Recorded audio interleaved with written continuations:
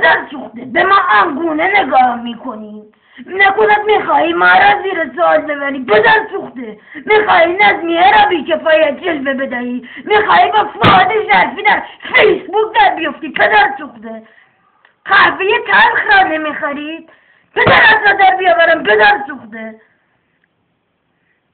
پدر سوخته نکند میخواهی برزوخان را، نکند میخواهی من ناز خاتون ازدواج کنی؟ مستشار پدر سوخته.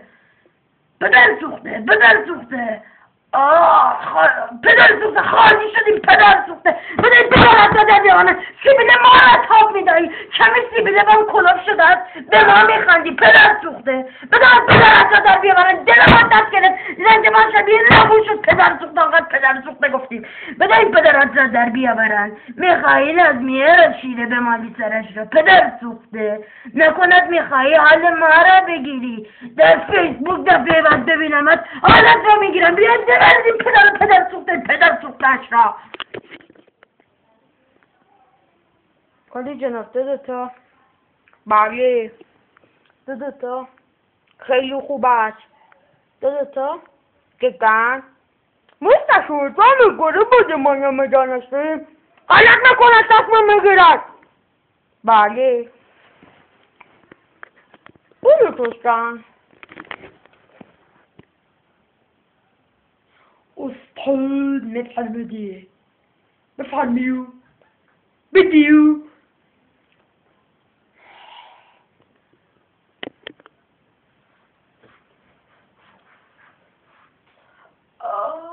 مستشار تو چرا نمیفهمی مستشار؟ ما چیزی گفتیم مستشار؟ ما که چیزی نگفتیم مستشار. ما گفتیم اگه شد شود میشد خیلی بهتر بود مستشار. زنان ایرانی این گونه مستشار. مستشار ما که چیزی نگفتیم مستشار. خدای من. لوبت بانو چقدر امروز زیبا شدی لوبت بانو. از فراق چه میگویم؟ خدای من. ای کوههای بلند آتن. مستشار تو چرا نمیفهمی مستشار؟ ما چیزی گفتیم مستشار؟ ما که چیزی نگفتیم. صدایمون برگشت مستشار. مستشار دیگر در فیسبوک نمی آیی مستشار، وگرنه روزگارت را سیاه میکنم مستشار. تو نمیفهمی مستشار یا خودت را به نفهمی؟ آخه اولاق. لحظه من برگشت. امیدوارم خوشتان آمده باشد. میگویم قرقی بیاید. خدای من. آقا رو فکردی علکی بابا، اومدی تو فیسبوکش فوادشو کردی رفتی بابا. آقا رو من دارم آرمانی صحبت میکنم آقا. این یکی رو پود کبوتر بابا اسب میریزه کبوتر. تو چرا نمیفهمی آقا؟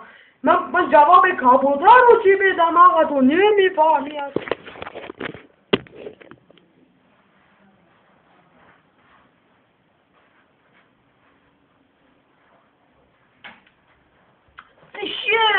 سلام ریلکس میخوام برات سیستم ببندم. در بالا خوش نشونه رو میبینی ما رو ببین ثوابشم ببر حالشم بکن دیگه. ایوه